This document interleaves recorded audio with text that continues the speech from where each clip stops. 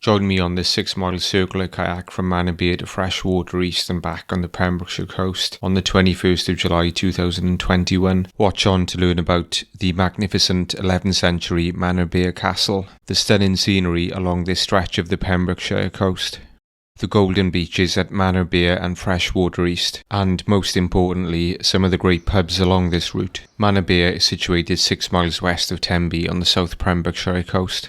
I launched from Manorbier Beach at about 1 p.m. and paddled west. Passing the secluded beach at Swan Lake Bay, I landed at the Freshwater East Beach at about 2:30 p.m. Refreshed after a lunch break on Freshwater East Beach, I then paddled eastwards, landing back at Manorbier Beach at about 4 p.m. That's Manorbier Castle up there. I've just parked up in this pay and display car park, and I'm going to walk down to the beach, which is about 200 metres down in that direction. I'm on the beach at Manorbier. I'm going to kayak from here over to Freshwater East, which you can see on the horizon over there about 3 miles away, and then kayak back. It's just gone 1 p.m. and I've just launched from the beach at Manorbier. It's an amazing setting to launch from, with the 11th century Norman castle overlooking the beach. Manorbier Castle occupies a commanding position overlooking the beautiful Manorbier beach, with the village nestled behind. Manorbier Castle was founded at the end of the 11th century by Odo de Barry, a Normanite who was granted an immense manor in this part of Pembrokeshire. If you were in the area, then Manorbier Castle is well worth a visit, and you can easily spend half a day there wandering around the ruins and the gardens. The castle in Manorbier is a quirky old cottage inn situated next to Manorbier Castle with a sunny beer garden at the rear. As I paddled westwards, I came across Swan Lake Bay, whose golden sands are backed by low cliffs. The beach is only accessible from the coastal path, so it's quite secluded. This is Swan Lake Bay, which is apparently quite popular with nudists. Unfortunately, I can't see any nude women on the beach today though. There's some people in a tandem kayak way out there, much further out than me, taking advantage of the extremely flat and calm sea today. If you were staying in the Tenby, Saundersfoot or Lidstep areas, then this is a great 6 miles round trip along a relatively sheltered stretch of coast.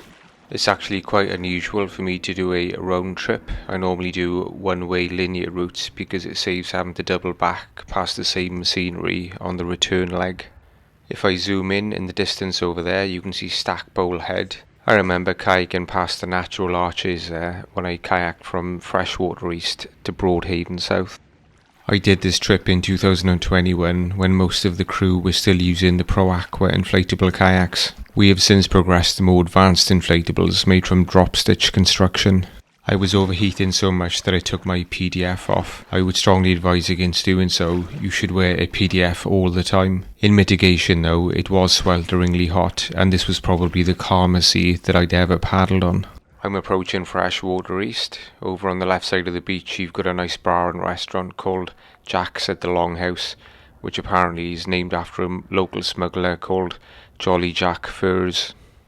The Freshwater Inn at Freshwater East is a small family-run pub with a sunny beer garden which has great views over the sea.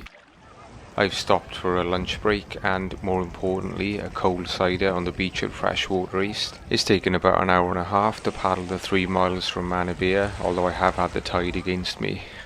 It's 3 p.m. and I'm just setting off from Freshwater East for the return trip back to Manorbier. I had a bottle of cider with my lunch, and I'll have the incoming tide with me, so the return trip should be a bit quicker.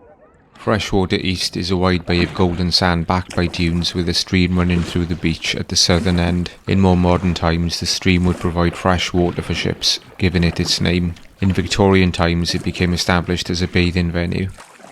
Apparently, there are some earthworks, which are the remains of an Iron Age fort up there on East Cliff.